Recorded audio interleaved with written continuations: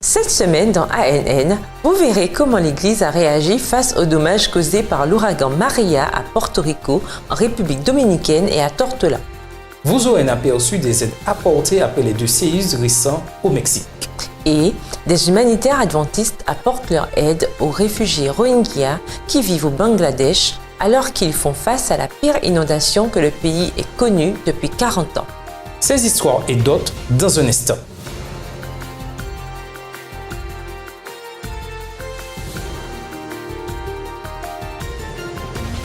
Les dirigeants de plusieurs entités adventistes à Porto Rico constatent les dégâts au lendemain du passage de l'ouragan Maria.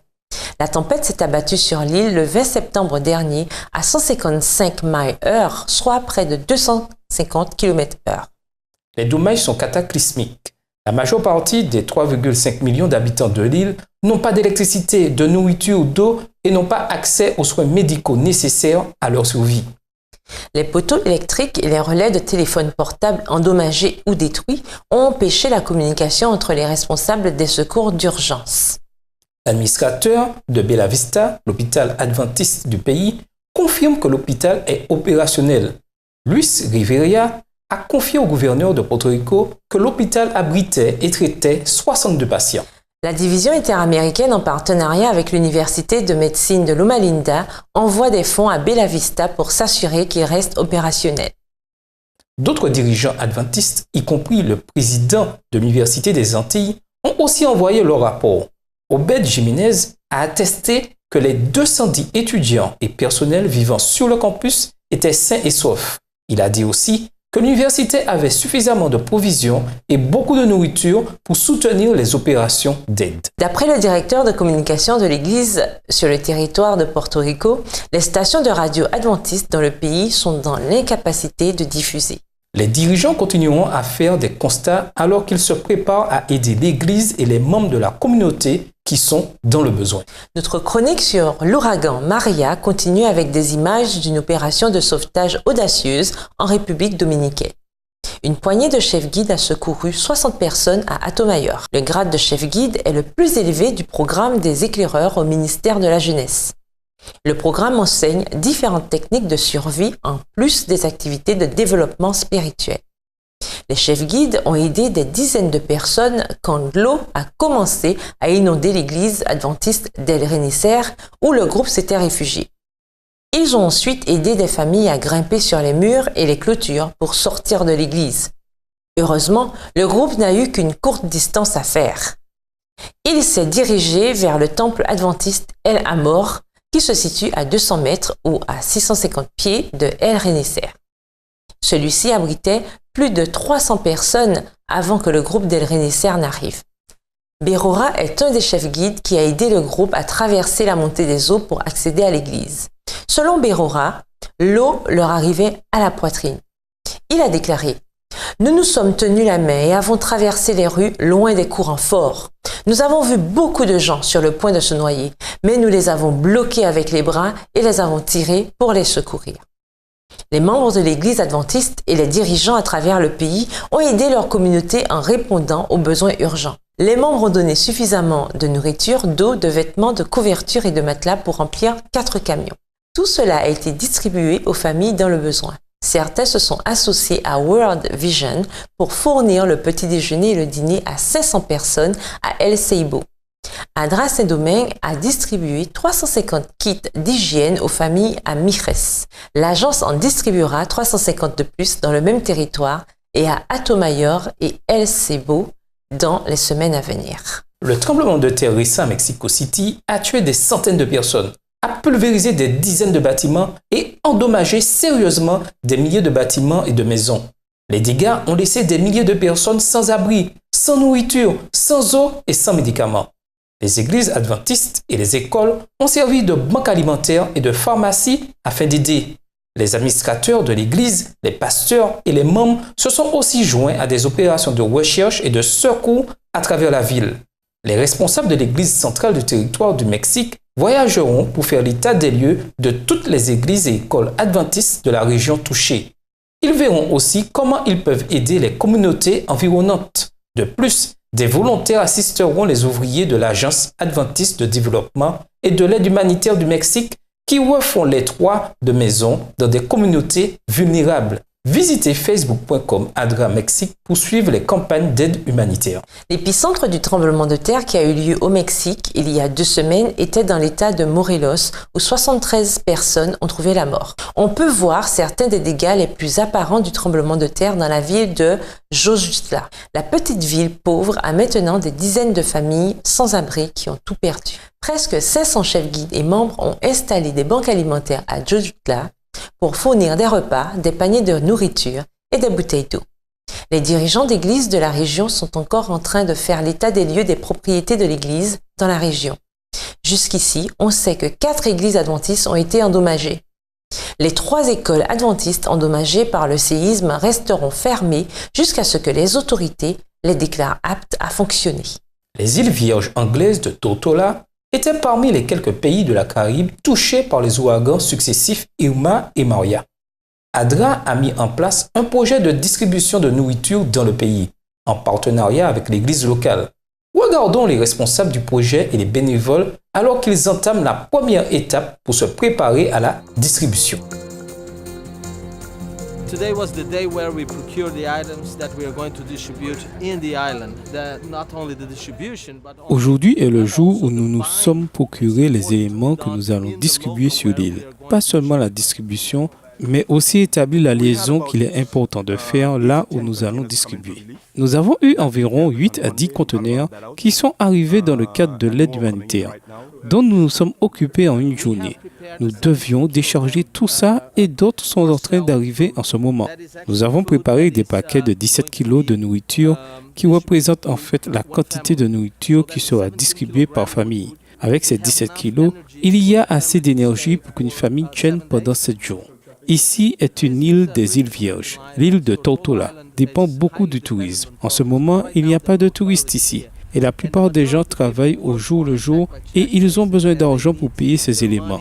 S'ils n'ont pas de tourisme, ils n'ont pas de revenus. S'ils n'ont pas de revenus, ils n'ont pas de nourriture.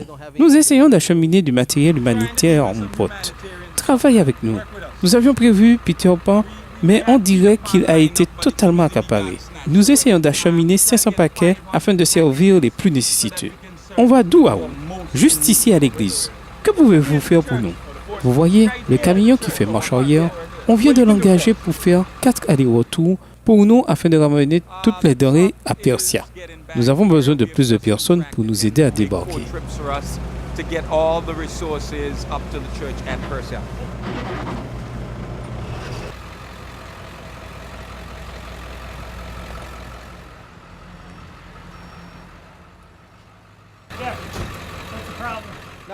Normalement, nous devions avoir 12 bénévoles, mais un seul est venu. Et c'est vous, je suppose, mais nous avons besoin de plus de monde. Allons-y, mon frère.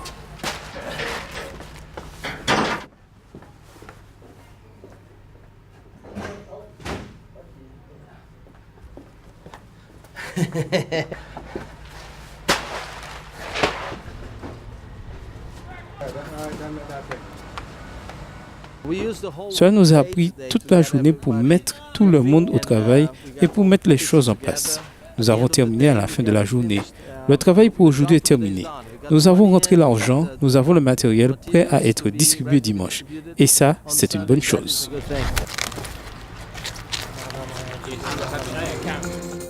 Tous les pays que nous avons mentionnés jusqu'ici dans l'émission de cette semaine font partie de la région interaméricaine. Cette région est aussi connue sous le nom de Division interaméricaine ou DIA. Le président de cette division qui comprend 42 pays et îles est Israël Leito. Cette semaine, il a diffusé un message d'assurance et de compassion aux membres qui ont été affectés par les catastrophes naturelles récentes. La DIA nous en dit plus. One thing we are sure, these things that are happening is but a small sample of what will go on the world Ce dont nous sommes convaincus, ces choses qui arrivent ne sont que des échantillons de ce qui se passera dans le monde, juste avant le retour de Jésus. Et à leur vue, nous ne devons pas être désespérés, mais plutôt dire « Viens Seigneur Jésus, aide-nous, protège-nous, guide-nous, aide-nous à voir et à comprendre ce qui se passe et par-dessus tout, aide-nous à être prêts pour le retour de Jésus. Et quel que soit là où nous nous trouvons, même si nous ne pouvons pas aller dans ces endroits spécifiques pour donner un coup de main, nous pouvons prier. Quand on demande une offrande spéciale, nous pouvons participer. Nous pouvons toujours penser aux frères qui passent par ce moment difficile et ceux qui passent par cette période compliquée. Rappelez-vous que votre vie est chamboulée, mais n'oubliez pas, le Seigneur vous aime, votre Église vous aime et nous nous occuperons de vous autant que possible. Les dirigeants de la région, sous la direction d'Israël Ito, cherchent des moyens supplémentaires afin d'aider les membres d'Église à reconstruire leur vie au lendemain de ces cyclones sans précédent. Le haut commissaire des Nations Unies aux droits de l'homme, Zeid Ra'ad Al-Hussein, l'a appelé un exemple typique de nettoyage ethnique. L'ambassadeur Al-Hussein a utilisé ces mots pour décrire la crise des Rohingyas qui a lieu en Birmanie. Le groupe de coordination intersecteur ou GCIS s'occupe de l'aide humanitaire des associations humanitaires au Bangladesh. D'après le GCIS, la crise des Rohingyas en Birmanie touche plus de 1,2 million de personnes. Les Rohingyas sont considérés comme étant le peuple le plus persécuté au monde. Uniquement ce mois-ci, plus de 436 000 d'entre eux ont fui la Birmanie pour le Bangladesh. Les Rohingyas constituent un groupe ethnique indo-arien sans pays. La plupart des Rohingyas sont musulmans, tandis que plus de 90% de la population en Birmanie sont bouddhistes. La Birmanie leur refuse la nationalité, même si les Rohingyas revendiquent que leurs ancêtres ont occupé la région pendant des générations. Le 25 août, la violence a éclaté dans l'État d'Arakan en Birmanie où des attentats organisés ont été perpétrés contre cette minorité ethnique. Plus de 4000 Rohingyas ont été tués dans les semaines qui ont suivi. Ceux qui ont quitté le pays après le 25 août ont rejoint les 197 000 Rohingyas qui vivaient déjà au Bangladesh. L'Agence adventiste de développement et de l'aide humanitaire au Bangladesh pallie les besoins de quelques-uns des 500 000 réfugiés qui vivent dans le pays. ADRA aide aussi simultanément le pays à se remettre de la pire inondation qu'elle ait connue en 40 ans. Cette semaine, l'agence a distribué de la nourriture et des kits abris à 3600 familles Rohingyas qui vivent à Cox's Bazar. Pour plus d'informations sur cette crise, visitez adra.org. Dans un instant, vous verrez la fin de l'histoire du service de Samuel, un neurochirurgien pédiatrique. Puis nous verrons que des jeunes adventistes sont mis au défi de trouver différentes manières de servir en tant que missionnaires. Merci de regarder ce journal. Nous vous retrouverons après la pause. Le professionnel de santé adventiste, une vocation, une mission. C'est être transformé pour la mission. Un événement exceptionnel. Le premier congrès de santé de l'Union des Antilles et Guyane française. Avec la participation des docteurs Landless, Zeno et mesdames Archibald, Marival. Notez la date, 17 au 19 novembre 2017 en Martinique.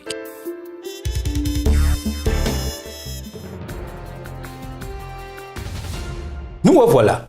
Plus de 1400 jeunes ont été encouragés à être des missionnaires pour Dieu durant une rencontre internationale en Argentine. Le congrès à Huilgo, comprenait Jiré, a attiré des jeunes et de jeunes adultes de toutes les parties du monde. Il a été organisé par le ministère des campus publics de l'Église adventiste du 7e jour. When Jesus said, "Follow me," he told his disciples to go. Quand Jésus a dit « Suivez-moi », il a dit à ses disciples d'aller, venir au congrès, j'irai, pour rencontrer des jeunes et les entendre dire « j'irai ».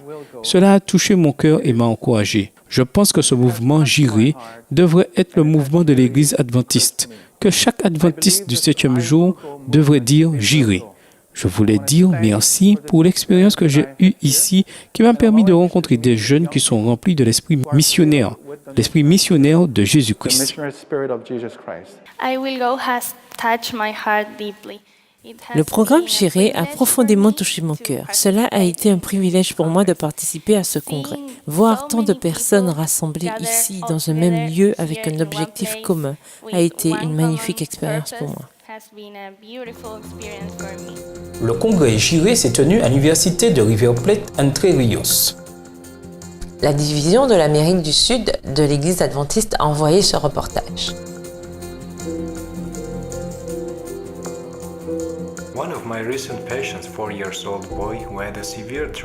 Un de mes patients récents, un garçon de 4 ans qui avait un traumatisme crânio-cérébral sévère, était dans le coma depuis environ 2 semaines. Mais je priais et tous les membres d'église priaient pour lui. Tous les neurochirurgiens et les médecins des soins intensifs me disaient, ainsi qu'à ses parents, qu'il allait mourir. Une fois, ses parents sont venus me voir. Ils étaient tellement découragés et ils m'ont dit que tout le monde disait qu'ils allaient perdre leur fils bientôt. Mais j'avais un grand espoir et j'ai dit à ses parents, priez et ne les écoutez pas. Notre Dieu est grand et votre fils survivra. L'autre jour, j'ai dit à toute l'équipe médicale que les garçons ne mourraient pas.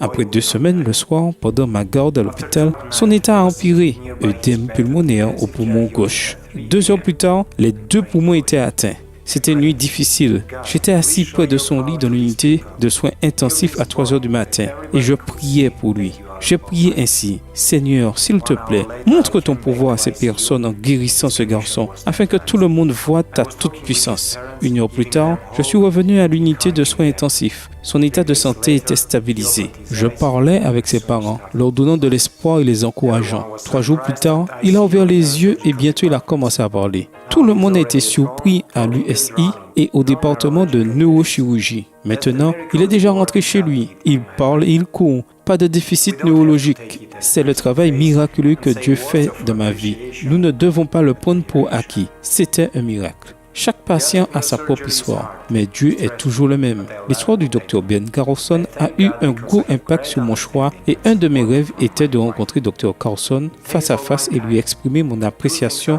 et mon admiration. La neurochirurgie pédiatrique est difficile et stressante, mais j'aime ce que je fais et je remercie Dieu parce que ma femme est très compréhensive et me soutient. Cela prend tout mon temps, mais 2 choses comptent le plus pour moi, du temps consacré à Dieu et du temps consacré à ma femme et à ma famille. Comme le déclare mon texte biblique préféré, mais ceux qui se confient à l'Éternel renouvellent leur force, ils prennent le vol comme les aigles, ils courent et ne se lassent point, ils marchent et ne se fatiguent point. Ésaïe 40, verset 31. Soyons une source d'inspiration sur cette terre. Cette semaine, nous diffusons la dernière partie du témoignage de Samuel. Vous verrez comment il est resté confiant face au cas ingérable d'un patient âgé de 4 ans. Avant de faire notre pause, nous aimerions souhaiter un très spécial joyeux anniversaire à Greta Graffen qui a fêté ses 100 ans la semaine dernière. Greta est née le 22 septembre 1917 à Utrecht, en Hollande. Sa famille a déménagé dans le Michigan quand elle avait 3 ans. Elle a épousé Homer Craven aux États-Unis dans l'État de l'Indiana en 1936. Ils ont eu 2 fils, Michael et Richard, et se sont installés dans la région de la baie de San Francisco dans l'État de la Californie aux États-Unis. Greta et son mari avaient 65 ans de mariage quand il est décédé en 2001. Elle a continué à être la meilleure des mères pour ses fils jusqu'à leur décès en 2015. Aujourd'hui, Greta est très aimée par sa famille spirituelle à Antioch Seventh-day Adventist Church, qui s'est arrangée pour qu'elle ait ce souhait de joyeux anniversaire surprise. Sa famille spirituelle demande aux membres d'église du monde entier de prier afin que Greta et leur communauté soient prêtes pour le retour de Christ. Saviez-vous que la réforme protestante a aussi fait son chemin en Europe du Nord? Des théologiens du Danemark et de la Suède, qui ont été très influencés par Martin Luther, ont conduit des réveils spirituels dans leurs pays respectifs. Cette semaine, vous en saurez davantage sur la réforme scandinave dans l'épisode de Lineage. Regardez.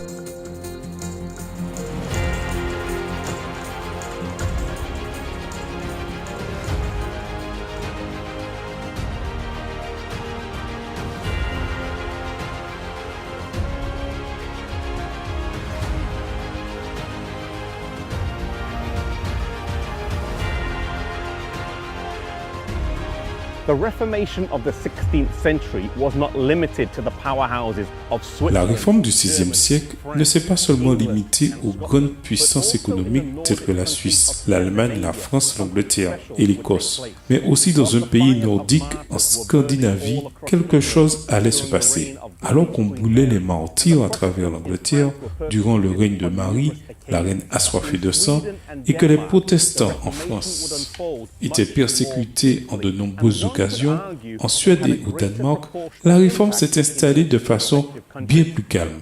On pourrait argumenter qu'il y a eu un plus grand impact dans ces pays. L'histoire de la réforme en Scandinavie est implicitement liée à Martin Luther et au bastion protestant de Wittenberg. Au Danemark, un des principaux penseurs de la réforme fut un homme qui s'appelait Hans Tausen. Comme la plupart, il avait grandi dans une famille catholique romaine et passé les premières années de sa vie dans un monastère. Il a étudié essentiellement au Danemark, où on l'a remarqué pour sa compréhension du latin et de l'hébreu. On sait aussi qu'il a étudié à Cologne. Pendant son séjour, il est tombé sur quelques écrits de Luther et en 1853, il s'est rendu en Allemagne.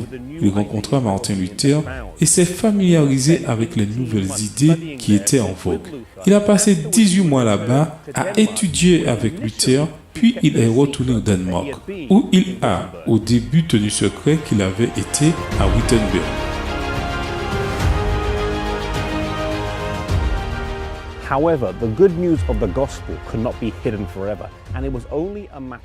Cependant, la bonne nouvelle ne pouvait pas rester cachée pour toujours. Et cela n'a pas pris longtemps pour qu'on remarque que ses prédications étaient différentes de celles des autres. Très vite, il fut exclu de la prêtrise. Mais c'est certainement la plus grosse erreur qu'ont pu faire ses détracteurs. Désormais, il n'avait aucun contrôle sur lui. Et il a pu voyager et prêcher dans tout le pays, provoquant un grand réveil. Il a aussi traduit le Pentateuque en danois et cela a largement circulé. Tausen a vécu fidèlement ici au Danemark le reste de sa vie et son influence fut majeure dans tout le pays quant à l'acceptation de la réforme par la foi. Cette église ici à Copenhague a été bâtie et nommée en hommage à cet homme, en mémoire de l'influence qu'il a eue sur l'histoire spirituelle de ce pays.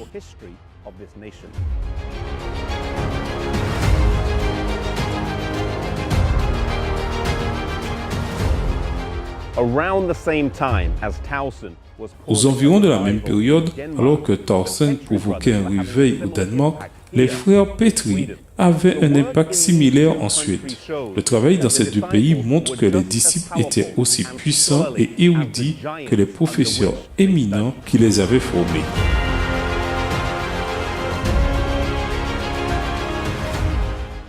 Olof et Laurentius Petri, les fils d'un forgeron à Håbo. Ils ont tous les deux étudié à l'université de Wittenberg où ils ont été influencés par Luther et Melanchthon. Tous les deux ont terminé leur master en 1519 et ils sont tous les deux retournés dans leur pays natal en Suède.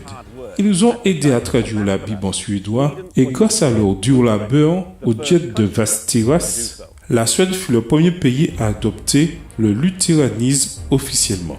Olof Petri fut enterré ici dans cette église, qui est plus tard devenue la cathédrale nationale, supplantant la cathédrale d'Uppsala.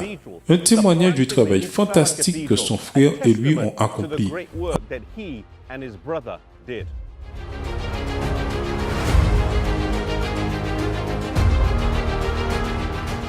Alors que cela aurait pu être plus facile pour les frères Petri ou Tausen de vivre, étudier et travailler dans un endroit comme Wittenberg ou Genève, Dieu avait un meilleur plan en réserve pour eux. Leur destinée était de retourner dans leur pays natal et d'y prêcher la bonne nouvelle. Ils connaissaient la langue, la culture et les habitudes. Et ils étaient en mesure de faire un travail ici que des personnes venues d'ailleurs n'auraient pas pu réaliser. Quelle que soit l'œuvre que vous accomplissez, commencez par celle qui est le plus près de chez vous. Que ce soit dans votre église, qui peut être petite, humble et pas très vivante, ou peut-être votre pays natal. Tout le monde n'est pas appelé à aller loin ou dans un pays lointain, mais nous pouvons tous commencer à travailler pour Dieu là où nous sommes. Puissiez-vous suivre l'appel de Dieu comme l'ont fait ces hommes il y a des années.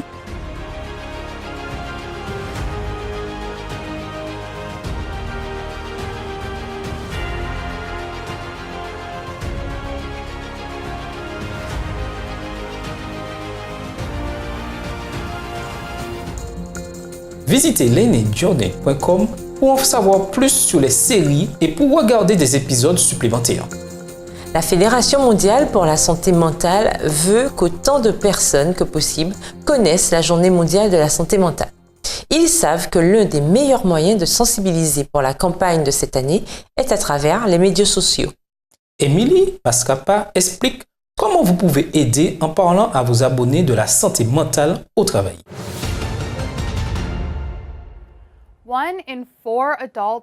Un adulte sur 4 devra affronter des difficultés de santé mentale. Une personne sur 4 expérimente un problème lié à la santé mentale au travail. Cependant, il n'y a pas de vision partagée pour la santé mentale au travail. La Fédération mondiale pour la santé mentale tente de changer cela. La Journée mondiale de la santé mentale aura lieu le 10 octobre. Le thème de cette semaine est la santé mentale au travail. La Fédération pour la santé mentale donne des ressources pour célébrer la journée de la santé mentale sur les réseaux sociaux. Que pouvez-vous faire pour montrer votre soutien? Vous pouvez sensibiliser sur les réseaux sociaux avec le hashtag World Mental Health Day. Vous pouvez signer l'engagement pour promouvoir la santé mentale et vous pouvez poster les graphiques fournis sur wfmh.global. Visitez leur page Twitter @WMHDay et Facebook @WMHDay1 pour plus d'informations. Et n'oubliez pas de suivre le hashtag World Mental Health Day.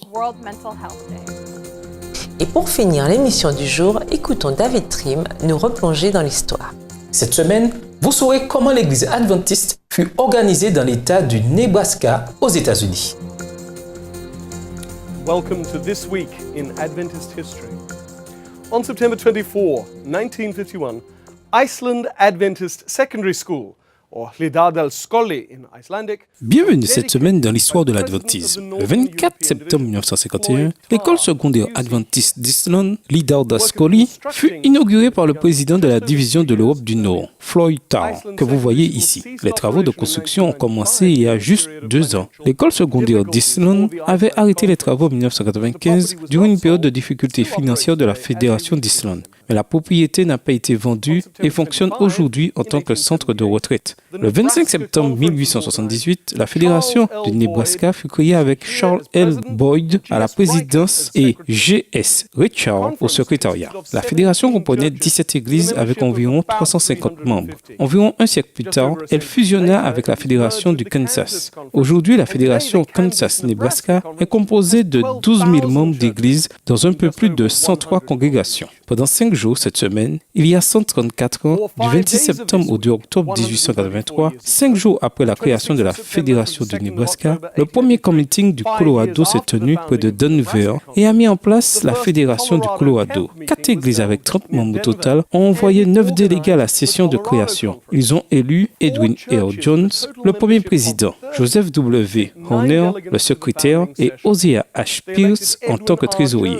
Tous les 3 étaient trentenaires, ce qui n'était pas inhabituel à cette époque, mais qu'on n'entend presque pas concernant les officiers de fédération d'aujourd'hui. La Fédération du Colorado comprend le Colorado, le Nouveau-Mexique et le Wyoming. Aujourd'hui appelée la Fédération des montagnes rocheuses, Rocky Mountain Conference. Elle inclut le Colorado et le Wyoming, mais le nombre de membres est passé de 600 à 18 000 dans 120 églises. Et c'était cette semaine dans l'histoire de l'adventisme.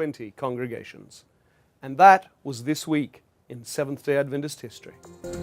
Merci de regarder ANN. Rejoignez-nous la semaine prochaine pour plus d'informations sur Espérance TV Interamérique. Nous aimerions avoir de vos nouvelles. Envoyez-nous vos remarques et racontez-nous comment votre Église fait la différence dans sa communauté. Assurez-vous de tourner des vidéos et de prendre des photos, puis écrivez un résumé des points importants de l'événement et sentez-vous libre de nous envoyer aussi des reportages vidéo entiers. Vous pouvez nous joindre en nous envoyant un mail à aanvideo11@gmail.com. Avant de nous quitter, voici une bonne nouvelle du livre de 1 Corinthiens, le chapitre 15 et au verset 58. Le passage déclare: Ainsi, mes frères bien-aimés, soyez fermes, inébranlables, travaillant de mieux en mieux à l'œuvre du Seigneur, sachant que votre travail ne sera pas vain dans le Seigneur. C'est tout pour cette semaine et rappelez-vous, vous pouvez toujours visiter news.adventist.org pour les nouvelles quotidiennes et les vidéos. Jusqu'à notre prochain rendez-vous. Que Dieu vous bénisse. À bientôt!